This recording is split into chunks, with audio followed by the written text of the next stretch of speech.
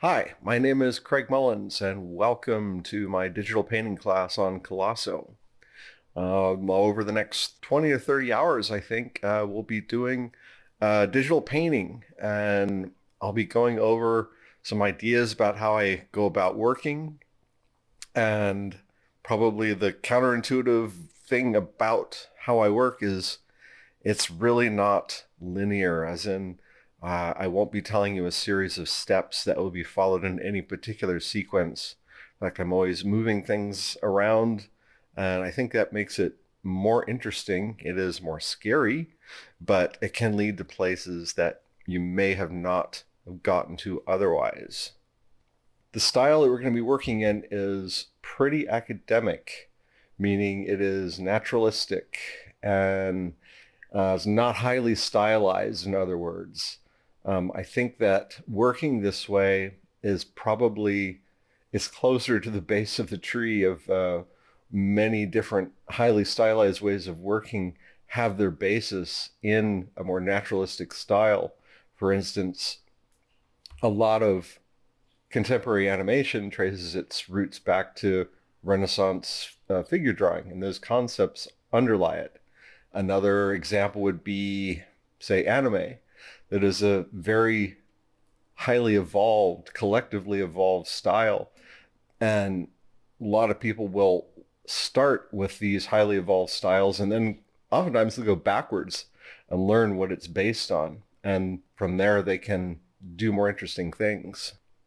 So hopefully, working in this kind of style will be a starting point or a point of departure to it really gives you a lot of freedom to go in so many different ways, which is why I think it's important to work this way. I could have done something that was possibly a lot more stylized, maybe um, a lot more illustrative, but I really wanted to keep it somewhat in almost a 19th century, very naturalistic looking style. So the perspective is correct, anatomy is supposedly correct. There are subtle aspects of caricature that can make things more interesting. We'll get into that a little bit in the first few chapters. And hopefully you can take that and do something else with it. The programs that I'm going to be using, mostly Photoshop. The programs don't really matter that much.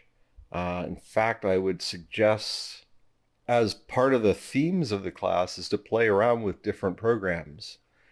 Sometimes it is very helpful to break out from something that you're very familiar with, because along the themes of the class, you'll get to places that you wouldn't have ordinarily. So the version of Photoshop doesn't really matter. The brushes really don't matter. In fact, I don't really even have, I don't really make up brushes. I have a pack that people have sent me or I've collected over the years. It doesn't really matter that much. I kind of break down brushes as in, are they graphic? Are they open? As in, do they have a texture to them? Nothing really super specific.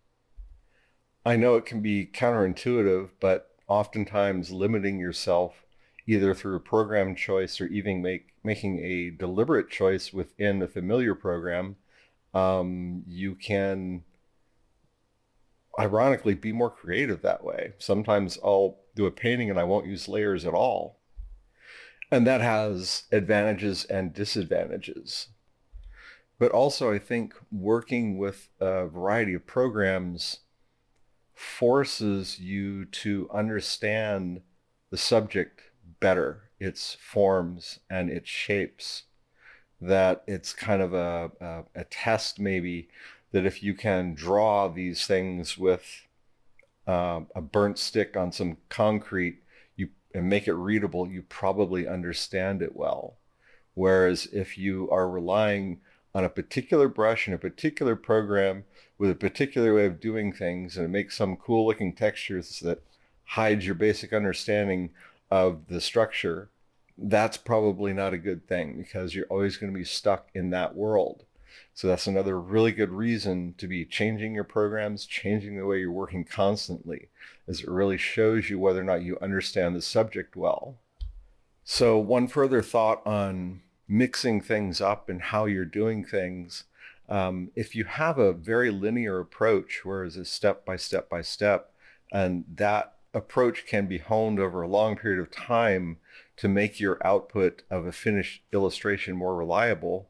And that is really great if you're in a production environment, because it's very unnerving to have a deadline coming up and you're experimenting with things and it isn't working. So let's go back to what works. And, honestly, if you have a deadline coming up, you probably should have a reliable way of getting it done.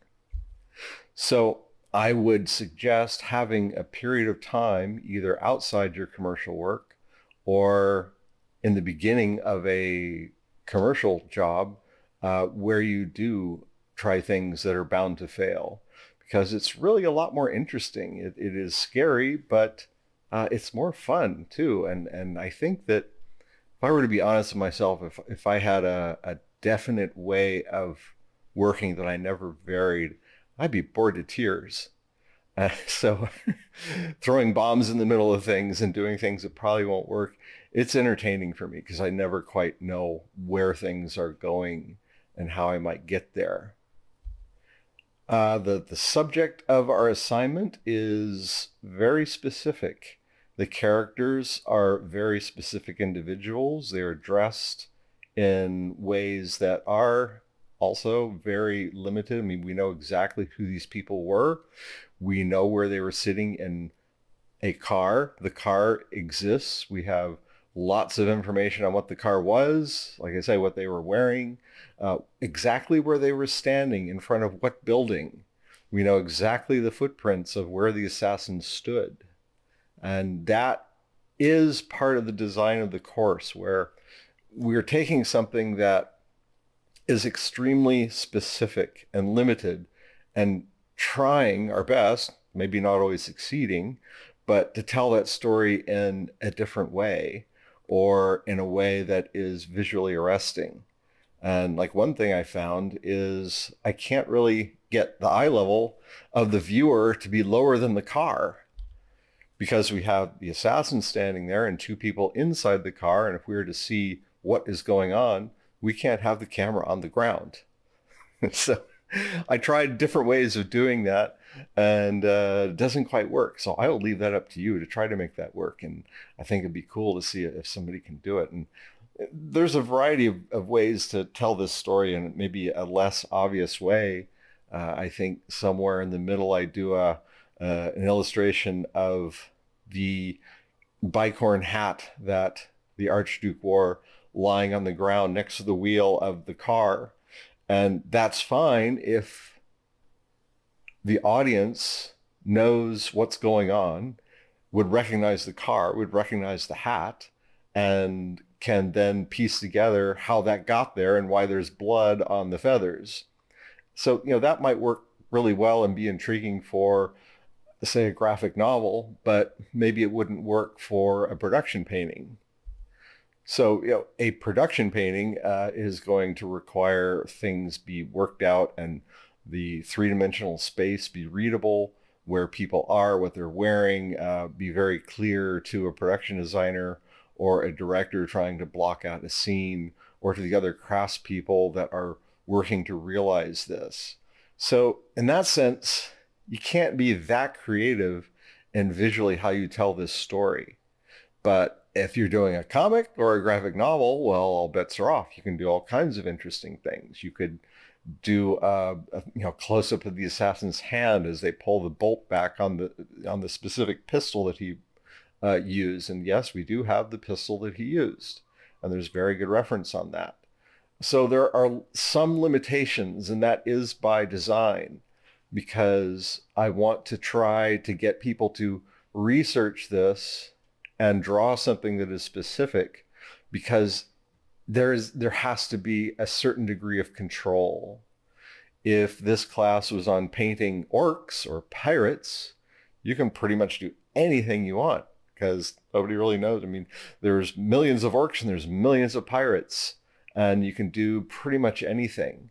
But that would get around the idea of construction and building something that is specific.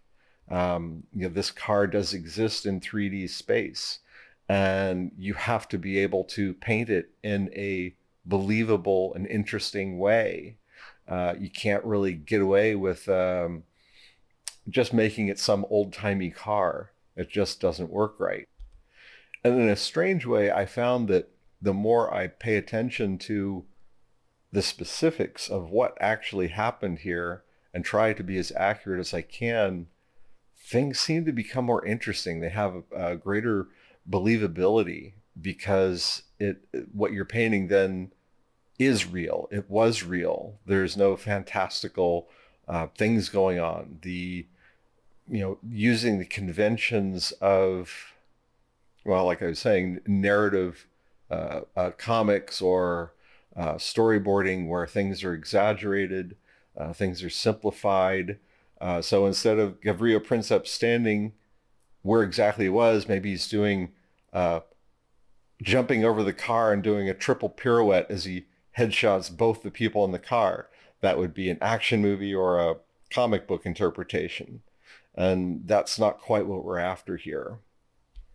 So part of the design of this class is to restrict what you can do with this if you were telling the story accurately. And from that, you have to take the research and distill correctly what these objects are, where they are in space, and make them interesting and believable. And that is a technically difficult thing to do. And that is part of the discipline that I want to try to get to, and using certain tools and techniques of how to do that, how to draw these things from different angles and have them do different things. But the restrictive aspect of it is definitely by design. And part of that design is because you will be getting assignments in your career that are extremely specific, or you will be asked to do things or to change things that are quite correct. And like, okay, this gladiator standing over here, he has to have this type of mail on, and he's got to have a hurt left arm, and he's dragging the sword. And how you can actually make that work, it requires quite a bit of specific research into what that would look like. And it's not open-ended. But that is the nature of illustration and concept art, is a lot of times you are restricted. And how can you do the best work if you have all these restrictions on you? So it is your job to make this as interesting as you can and present something that is arresting to the viewer. And I'm finding the best way to do that is by learning as much as you can about the subject. Included in the course is a reference pack of tons of information about the environment, the car, the people, and all of it's really solid information. Now, another reason why I chose this particular scene is there is no really good reference on who these people were and what they look like. It is fuzzy black and white stuff. The only really good reference we have is on the car, because the car is in a museum, right? And the museum was the deli outside of which the Archduke was shot. They've turned it into a museum to this event, and the car is inside there, and there are pictures of it. But everything else, it's pretty difficult to see. So that also requires that is also highly restrictive. So we can't just take some of the photography and photo bash it around. We have to interpret it somewhat. So you have to take what you know about maybe the human form in general, and how cloth works and gesture works and perspective works, and figure out what these things probably look like in a more naturalistic fashion. So essentially, we're inventing on the top of bad reference. And the bad reference is also part of the design of the class, where not only are you having to invent things and move things into different places, but you're having to add information. And that is also technically a difficult thing, but it's also very important. So I'm not going to be going into the specifics of this event. I would really, really encourage you to do on your own, learn as much as you can about it. I've learned a huge amount about it. I could probably talk for several hours on what happened, the details, the various stories. Like there's stories about the car being cursed. There's stories about Gavril Princip eating a sandwich when the Archduke drove by. I don't think either one of those things are true, but if you know about them, it will be reflected in how you compose this and how you attempt to make an interesting story out of your image.